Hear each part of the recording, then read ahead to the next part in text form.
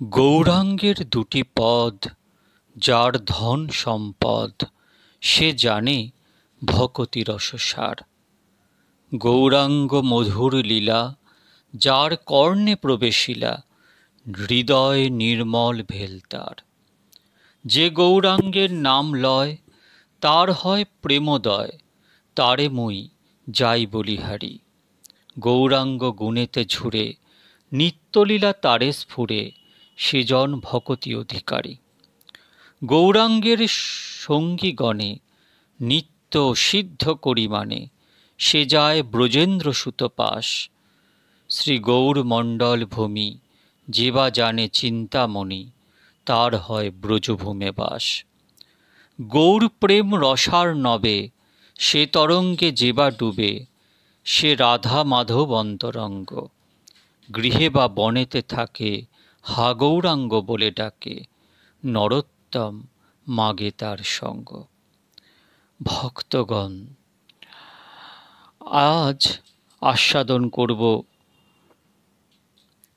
শ্রী শ্রী রাধারমণ চরণ দাসদেব, আমাদের সবার বড় বাবাজি মহারাজ বড়ে বাবার দিব্যাতি দিব্য জীবনী গ্রন্থ চরিত সুধার অন্তর্গত ললিতা দাসীর পুনর্জন্ম। সাবধান হয়ে শ্রবণ করুন।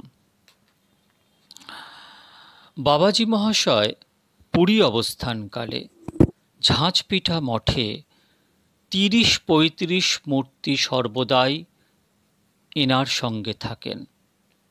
এক সময় আশ্রমবাসী প্রায় সকলেরই জ্বর হয়ে পড়ল।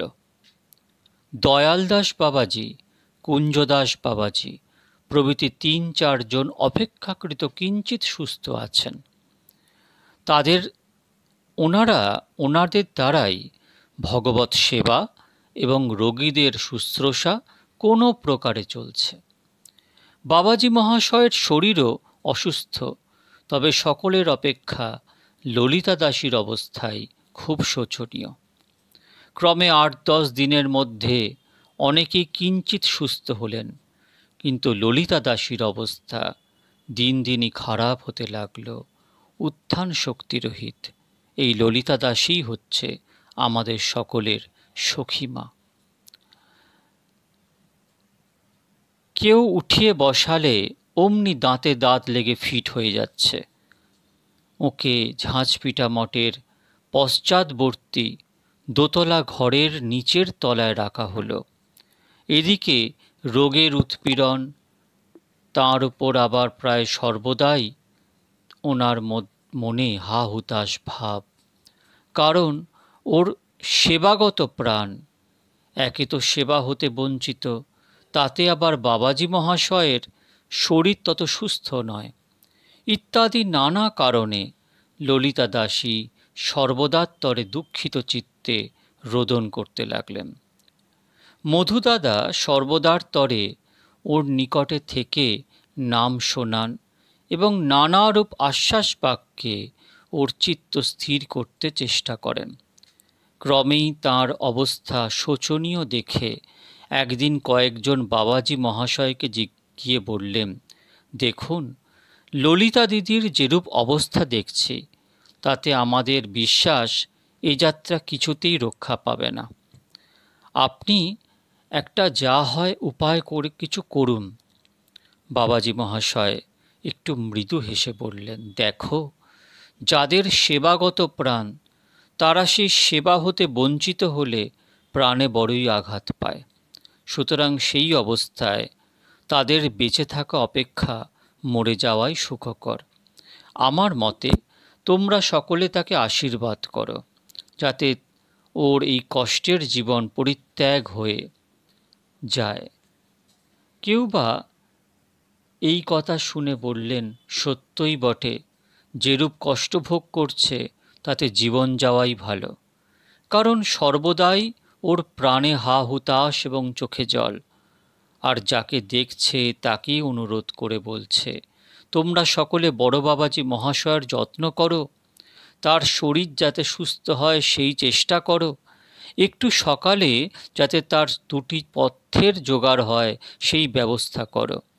আমি অভাগিনী, সেবা হতে বঞ্চিত হয়ে আর কতদিন যে এই দেহভার বহন করব জানি না। এমনি কঠিন প্রাণ যে সেবা হতে বঞ্চিত হয়ে এখনো এ দেহ পরিত্যাগ হচ্ছে না, ইত্যাদি বলে রোদন করতে থাকলেন। সুতরাং এত কষ্ট পাওয়া অপেক্ষা মৃত্যু সুখকর বই কি। আবার কেউ বা সহস্র গদগদ কণ্ঠে বলছেন, আপনি একটু কৃপা করুন, তাদের তবেই সকল ভালো হয়ে যাবে। আমরি অপূর্ণ আশা সঙ্গে নিয়ে গেলে চিরদিনই কষ্ট পাবে, ইত্যাদি যার যেরূপ ধারণা তিনি সেইরূপভাবে বাবাজি মহাশয়ের নিকট প্রার্থনা করছিলেন। ক্রমে বাবাজি মহাশয় এবং অন্যান্য সকলেই সুস্থতা লাভ করলেন, কিন্তু ললিতা দাসীর অবস্থা দিন দিনই শোচনীয় হয়ে উঠল। একবার যখন ফিট হচ্ছেন তখন মনে হয় আর বুঝি চৈতন্য লাভ হবে না। ইচ্ছাময়ের ইচ্ছায় আবার চৈতন্য লাভ হয়ে থাকে। বাবাজি মহাশয় দূর হতে একবার দর্শন দিয়ে যান। একদিন প্রাতঃকালে ললিতা দাসী কেবল কাঁদছে দেখে মধুদাদা জিজ্ঞাসা করলেন, দিদি আজ অত কাঁদছ কেন? শরীর কি খুব খারাপ বোধ হচ্ছে? ললিতা দাসী গদগদ কণ্ঠে বললেন, ভাই কি বলবো, আমি এ দেহ ছাড়তে এত চেষ্টা করছি, কিন্তু আমারই ইচ্ছার প্রতিকূলে ছাড়া অনুকূলে কাউকে পাই না। মনে করেছিলাম নবদ্বীপ দাদা বোধহয় কৃপা করে আমাকে তার নিকট নিয়ে যাবেন, তাও হলো না। এখন কি উপায় করি? আর এই সামান্য একটা কাঠের পুতুলের জন্য তোমরা বা কত কষ্ট ভোগ করবে। মধুদাদা বললেন, কেন দিদি, আমাদের তো কোনো কষ্ট হয়নি, তুমি সুস্থ হয়ে ওঠো, তবেই আমাদের পরম সুখ ও শান্তি। কি হলো দিদি, নবদ্বীপ দাদা কি বলল? ললিতা দাসী বললেন, গত রাত্রে মনে বড়ই দুঃখ হলো যে দাদাও একবার আমার প্রতি দৃষ্টি করছে না। আমি কি এতই অপরাধী হলাম? স্বপ্নেও একবার দর্শন পাই না। ভাবতে ভাবতে একটু তন্দ্রার মতো এসেছিল। দেখি নবদ্বীপ দাদা আমার বুকের উপর হাত দিয়ে বসে আছেন আর মৃদু হেসে বলছেন, কি রে, তোর কি হলো? আমি তখন ঠিক প্রত্যক্ষের ন্যায় আবদার করে বললাম, দাদা তুমি চলে গেলে, এইবার আমাকে নিয়ে চলো, আমার বড়ই কষ্ট হচ্ছে। দাদা হাসি মুখে বললেন, আর কিছুদিন থেকে দাদার সেবা কর, পরে দেখা হবে। তোকে নিয়ে গেলে দাদার কষ্ট হবে রে। আমি তখন বললাম, হ্যাঁ আমি তো তোমার দাদার অনেক সেবা করছি, আমি এখন নিজেই সেবা গ্রহণ করছি, আমার দ্বারা তার সুখ হওয়া তো দূরের কথা, বরং দুঃখই হচ্ছে। তুমি আমায় কৃপা করো, আর এইরূপ সকলের গলগ্রহ হয়ে থাকার দরকার নেই, আমায় তোমার কাছে নিয়ে যাও, ইত্যাদি অনেক রকম কথা হলো, কিন্তু কিছুতেই দাদার মতো হলো না, মত হলো না। অবশেষে এইটুকু মাত্র বললেন যে তোর যা ইচ্ছা তুই কর, পরে দেখা যাবে। আমি তাই তোমাদের সকলের নিকট বিদায় প্রার্থনা করি। তোমরা সকলে আমার অপরাধ ক্ষমা করে আশীর্বাদ করো, যেন জন্ম জন্মান্তরে যোগ্য দেহে তোমাদের প্রভুর সেবা পাই। আজ আমার শেষ দিন, আর কিছুই প্রার্থনা নেই। ভাই তোমরা শেষ সময় একবার নাম শুনিয়ে দাও। যদি কৃপাময় প্রভু শেষ সময় এই অস্পৃশ্য চণ্ডালিনীকে একবার একটু দর্শন দিতেন, তবে মনের বাসনা পূর্ণ হতো, তাঁর ইচ্ছা এবং কৃপা। এই বলে ব্যাকুলভাবে কাঁদতে লাগলেন। মধুদাদাও সহস্র গদগদ কণ্ঠে তাঁর মাথার নিকট বসে নাম করতে লাগলেন। ললিতা দাসীর শরীর ক্রমেই যেন অবশ হয়ে গেল। এদিকে বাবাজি মহাশয় জগন্নাথ দর্শন করে গলি রাস্তায় একেবারে যে ঘরে ললিতা দাসী শয়ন করে আছে, ওই ঘরে প্রবেশ করলেন। একে দেখবা মাত্র মধুদাদা উচ্চৈস্বরে রোদন করে উঠলেন। ললিতা দাসী উঠবার বা স্পষ্ট করে কিছু বলবার সাধ্য নেই। মনে মনে কি বলল সেই জানে, কেবল দুটি চক্ষু হতে অবিরত ধারে অশ্রু বিসর্জন হতে লাগল। বাবাজি মহাশয় কিঞ্চিৎকাল দাঁড়িয়ে আচ্ছা, নিতাই চাঁদের ইচ্ছা এই কথাটি বলে বাম পদের বৃদ্ধাঙ্গুষ্ঠ দ্বারা অপরের অলক্ষিত ভাবে তাঁর দক্ষিণ হস্ত স্পর্শ করে ঠাকুর বাড়ির মধ্যে চলে গেলেন। ললিতা দাসী মনে মনে যেভাবে বিদায় প্রার্থনা করেছিলেন, তার বিশ্বাস বাবাজি মহাশয় সেইভাবে বিদায় প্রদান করে গেলেন। অতিশয় আনন্দের সঙ্গে মধুদাদাকে অতি মৃদুস্বরে বলে গেলেন, ভাই, আমি মনে মনে প্রার্থনা করেছিলাম যে প্রভু শেষ সময় একবার শ্রীচরণ দর্শন দানে দাসীর অভিলাষ পূর্ণ করলে আমার সকল স্বাদ পূর্ণ হয়। দয়াময় কিনা দর্শন এবং স্পর্শন দানে কৃতার্থ করলেন। আশার অতীত ধনদান করা হতে আর দয়ার পরিচয় কি হতে পারে, এই কথা বলছে আর দুটি চোখের জলে ওর মুখ চোখ ভেসে যাচ্ছে। ইত্যবসরে বাবাজি মহাশয় বলরাম বাবু, নগেন বাবু, কুঞ্জদাস বাবাজি প্রভৃতি 4-5 জনকে বললেন, দেখো ললিতার তো অন্তিম সময় উপস্থিত, অতএব তোমরা একে ধরাধরি করে ঠাকুর বাড়ি নিয়ে আসো। শুনে সকলেই শশব্যস্তে ললিতা দাসীর নিকটে গিয়ে দেখেন প্রায় শেষ অবস্থা। তখন অতি সন্তর্পণে ধীরে ধীরে সকলে তাকে উঠিয়ে যেমন 10-15 হাত গমন করলেন, অমনি ওর দুটি চক্ষু নিস্পন্দ ও স্থির হয়ে গেল। শ্বাসহীন দেহ যেন একেবারে অসার হয়ে গেল। তখন সকলে ব্যাকুল প্রাণে দ্রুত পদে ঠাকুর বাড়ির মধ্যে গিয়ে উপস্থিত হলেন। বাবাজি মহাশয় ওর অবস্থা দেখে কি বুঝলেন তিনিই জানেন। গদগদ কণ্ঠে বললেন, ঠাকুরের সম্মুখে শয়ন করিয়ে দাও। সকলে তাই করল। সকলেরই ধারণা ললিতা দাসীর প্রাণ বহির্গত হয়ে গিয়েছে। পাড়া প্রতিবেশী বন্ধু লোক আসছেন। তারা ললিতা দাসীর অবস্থা দর্শনে দুঃখিত চিত্তে কেউ বা রোদন, কেউ বা নানারূপ আক্ষেপ বাক্য প্রয়োগ করতে লাগলেন। আশ্রমের সেবা পূজা বন্ধ করে আশ্রমবাসী সকলেই বিশেষ দুঃখিত, সকলেই হা হুতাশ করছে।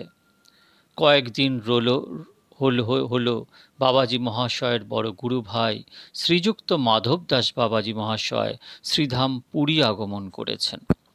বাবাজি মহাশয় তাঁকে এবং অন্যান্য বৈষ্ণবগণকে অনুরোধ করে বললেন, দেখুন আপনারা সকলেই এর জ্ঞাত অপরাধ সকল ক্ষমা করে ওকে আশীর্বাদ করুন ও যোগ্য দেহ লাভ করে অভীষ্ট সেবা প্রাপ্ত হোক। সকলেই তার মাথায় চরণ দিল। এই সময় হঠাৎ দীর্ঘকায় গৌরবর্ণ 3 মূর্তি বৈষ্ণব এসে উপস্থিত হলেন। তাদেরকে দেখবা মাত্র বাবাজি মহাশয় শশব্যস্তে উঠে দণ্ডবৎ প্রণাম পূর্বক ললিতা দাসীকে চরণ দিতে অনুরোধ করায় তাঁরাও প্রথম একটু আপত্তি করলেন। পরে বাবাজি মহাশয় ললিতা দাসীর দুই একটি গুণের কথা বললে তারা পরকালের সম্বলের জন্য বৈষ্ণব চরণধূলি ও চরণামৃত দেবার কথায় বলায় মহাত্মা 3 জন প্রসন্নভাবে ললিতার মস্তকে চরণ অর্পণ করে দাঁড়িয়ে আছেন। এদিকে মাধব দাস বাবাজি মহাশয়কে বললেন, সকলেই চরণ ধুলি দিল, কই তুমি তো দিলে না। আমার বিশ্বাস তোমার চরণ স্পর্শ পেলেই ও নিশ্চয়ই আরোগ্য লাভ করবে। বলে একে হাতে ধরে তুললেন। ইনি একটু মৃদু হেসে বললেন, যাই হোক, ওর বিশ্বাস হোক আর নাই হোক, তোমাদের তো বিশ্বাস হয়েছে। মাধব দাস বাবাজি মশায় বললেন, এ তো এখন মরা মানুষ, এখন আমাদের বিশ্বাসের কার্য হবে, তুমি চলো। বলে উভয়ে ললিতা দাসীর নিকটে গেলেন। বাবাজি মহাশয় একবার ললিতা দাসীর মুখপানে তাকিয়ে গদগদ কণ্ঠে বললেন, এই শুষ্ক কাঠখানাকে বাঁচিয়ে নিতাইয়ের যে কি কার্য সাধন হবে তিনিই জানেন। এই বলে জয় নিতাই বলতে বলতে নিজ দক্ষিণ চরণখানি তাঁর মস্তক হতে পদাঙ্গুলি পর্যন্ত স্পর্শ করালেন। কি আশ্চর্য! মৃত সঞ্জীবনী ঔষধের ন্যায় চরণ স্পর্শ পাওয়া মাত্র ললিতা দাসীর মৃতদেহে প্রাণের সঞ্চার হয়ে গেল। চক্ষু মেলে যেমন সম্মুখে বাবাজি মহাশয়ের দর্শন পেলেন, অমনি গায়ের কাপড় সামলিয়ে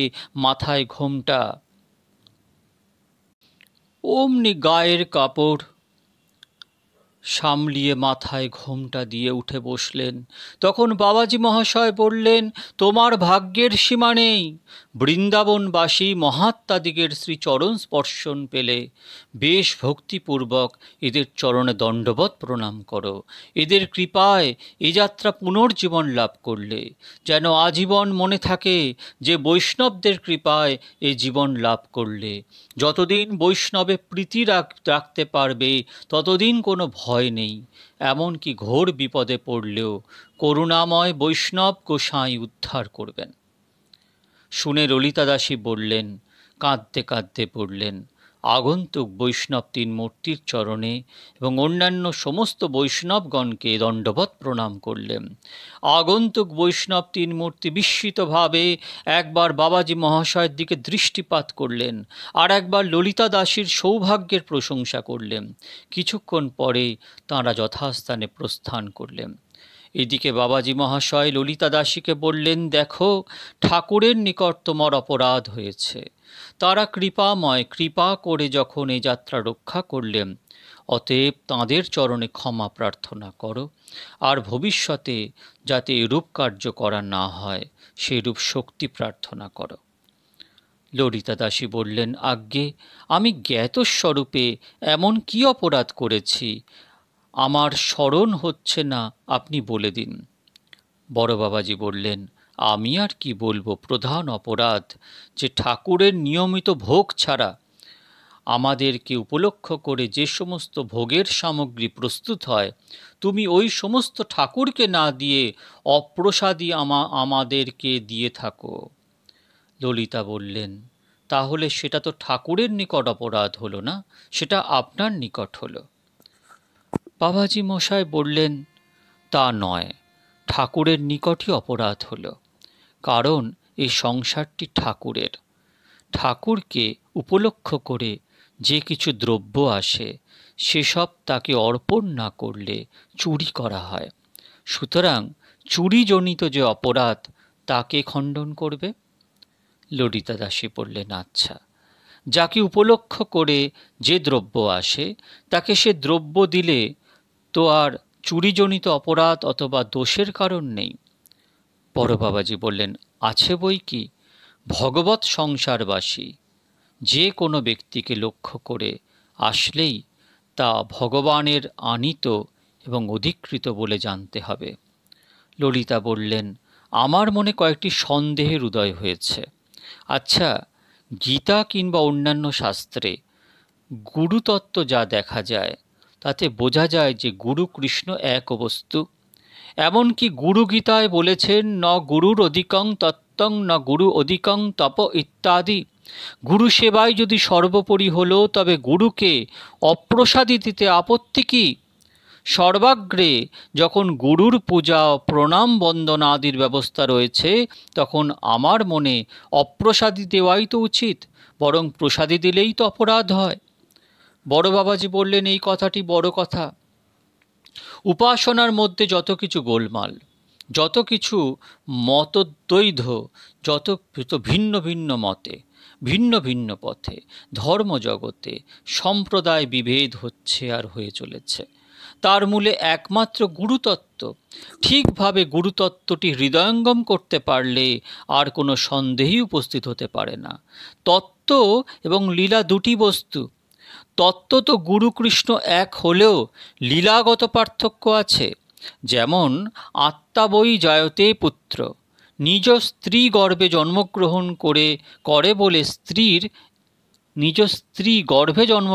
করে বলে স্ত্রীর একটি নাম জায়া। এই তত্ত্বগত পিতা পুত্র এক বস্তু হলেও লীলাগত পার্থক্য না রাখলে ঘোর অপরাধ হয়। যশোদানন্দন যেই শচীসুত হল সেই, বলরাম হইল নিতাই। ইত্যাদি শত সহস্র প্রমাণে পাওয়া যায় যে কৃষ্ণ এবং গৌর একই বস্তু, কিন্তু লীলাগত বা স্বরূপগত পার্থক্য না থাকলে পৃথক পূজা, পৃথক ধ্যানাদির অপলাভ হয়ে পড়ে। এই তত্ত্ব এবং লীলাকে এক করেই এক শ্রেণীর লোক মহাপ্রভুর পৃথক মন্ত্রাদি স্বীকার করেন না। এইরূপে দ্বারকনাথ, মথুরানাথ, ব্রজেন্দ্রনাথ তত্ত্ব তো এক বস্তু, কিন্তু লীলাগত বহু পার্থক্য। অহম ব্রহ্মাস্মি তত্ত্বমশাদি বাক্যেও এইরূপ তত্ত্ব তো জীব ও ব্রহ্মের ঐক্য প্রতিপাদন হয়েছে, কারণ জীব অণু, ব্রহ্মপূর্ণ, জীব অংশ, তিনি অংশী।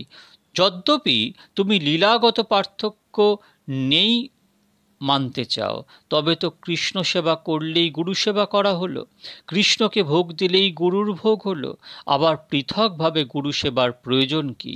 শাস্ত্র তত্ত্বগত যে সমস্ত বাক্য প্রয়োগ করেছেন, সেই সমস্ত বাক্য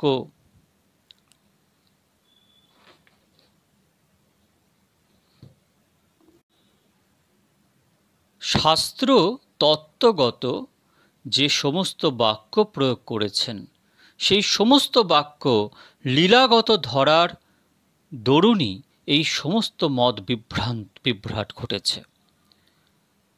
এ তো গেল শাস্ত্রের কথা। যুক্তির দিকে দেখতে গেলেও তো দেখো, সেবা অর্থাৎ সুখী করা, গুরুদেব যাতে সুখী হন সেইরূপ আচরণ করাই শিষ্যের সর্বত্রভাবে উচিত নয় কি? আজ্ঞা গুরুনাং হ্যাবিচারণীয়া, গুরুদেব যেটি আদেশ করবেন শিষ্যের সেইটেই পালনীয়। গুরু আজ্ঞায় সদসৎ বিচার চলে না। তুমি হয়তো তোমার নিজের জেদ বজায় রাখবার জন্য বা শাস্ত্রবাক্যের এক দেশ গ্রহণ করে কিংবা নিজ সুখের জন্য গুরুদেবকে অপ্রসাদী বস্তু খেতে দিলে। তিনিও হয়তো শাস্ত্রযুক্তিতে তোমার নিকট পরাস্ত হয়ে অগত্যা সেই বস্তু গ্রহণ করতে বাধ্য হলেন, কিন্তু তাঁর সুখ হলো না। এইরূপ সেবায় লাভ কি বলো দেখি? ললিতা দাসী বললেন, তাহলে তো আর গুরু সেবা করাই হয় না, কারণ গুরুদেব তো কখনোই নিজের সেবা করতে বলবেন না। বড় বাবাজি বললেন, আচার্যগণ এই জন্যই শিক্ষা গুরু করবার বিধান করেছেন। দীক্ষাগুরু শিষ্যকে যে সমস্ত মন্ত্রাদি প্রদান করবেন, শিক্ষাগুরু সেই সকল বিস্তারিতভাবে বুঝিয়ে দেবেন এবং গুরুতত্ত্ব ও গুরু সেবা উপদেশ দেবেন। যারা প্রকৃত অনুভবী সাধক, কেউ না বললেও তাদের নিজ নিজ প্রাণ হতে উদ্ভব হয়ে থাকে। অতএব তোমার অপরাধ হয়েছে, ক্ষমা প্রার্থনা করো। ললিতা দাসী বললেন, আচ্ছা, স্বাভাবিক একটা চলিত কথা আছে, গুরু ছেড়ে গোবিন্দ ভজে সে পাপী নরকে মজে। এই কথাটির মর্ম কি? বড় বাবাজি বললেন, গুরু ছেড়ে অর্থাৎ গুরুকে উল্লঙ্ঘন পূর্বক যে জন স্বতন্ত্রভাবে কৃষ্ণ ভজন করে থাকে তার কৃষ্ণ প্রাপ্তিই হয় না, বরং অধোগতি হয়ে থাকে।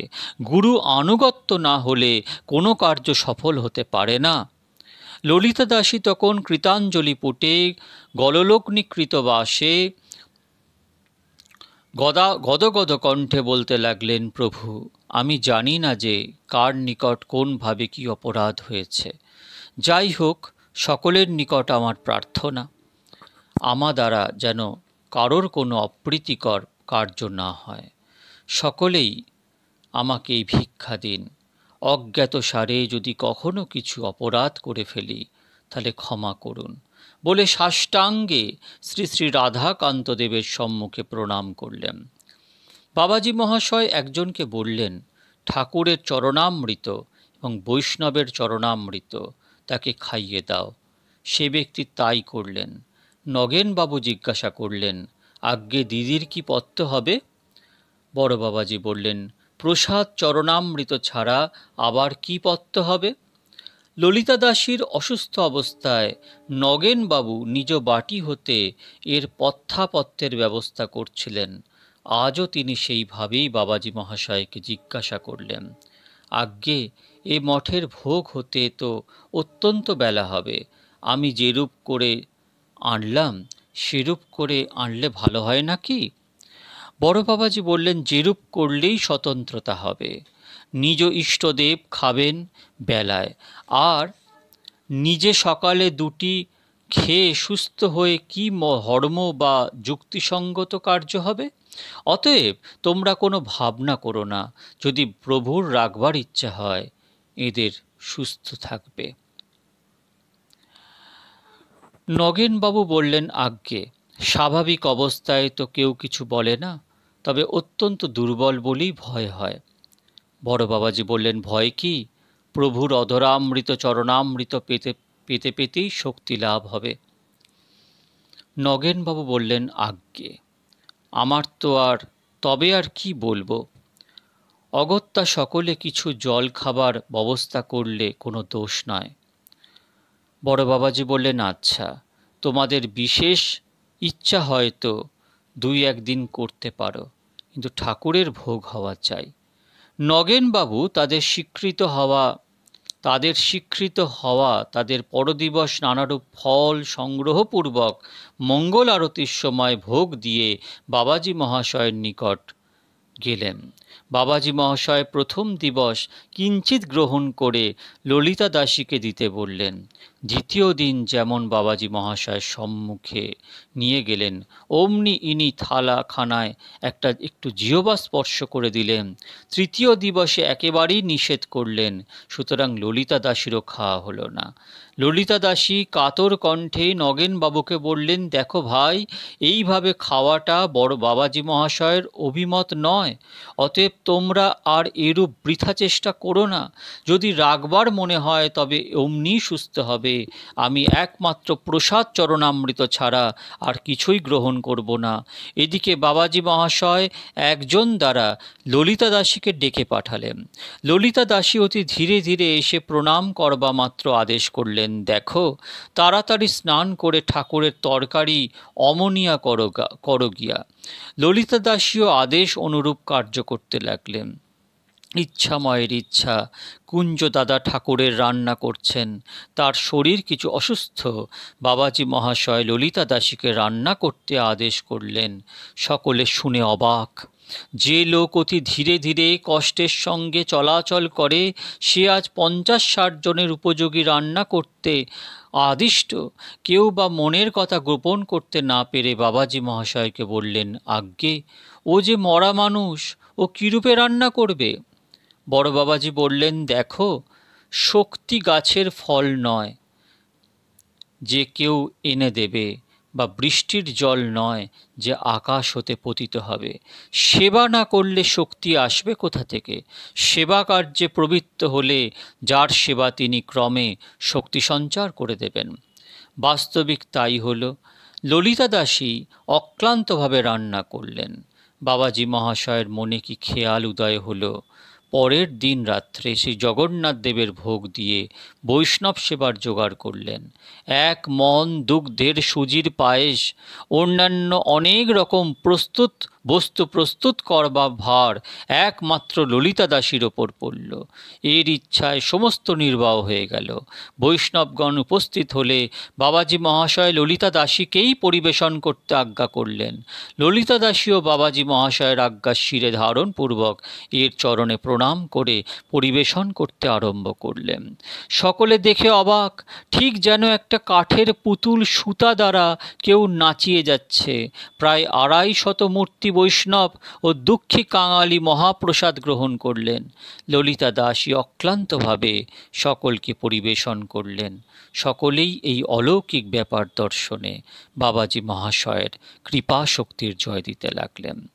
ভক্তগণ, এই হলেন আমাদের বড় বাবাজি মহারাজ, আর এই হলেন আমাদের সেবা বিগ্রহ সখীমা। সখীমার দিব্য জীবনী আমি এর আগে অনেক ভিডিওতে প্রকাশ করেছি। প্লেলিস্টে পুরো জীবনী তার আছে, আপনারা পৃথকভাবে শ্রবণ করে নেবেন যে সেবা বিগ্রহ সখীমার দিব্যাতি দিব্য জীবনী কথা। আজ এটুকুই, আপনারা ভালো থাকবেন। জয় জয় নিত্যানন্দ রাম, জয় জয় গৌর গুণধাম।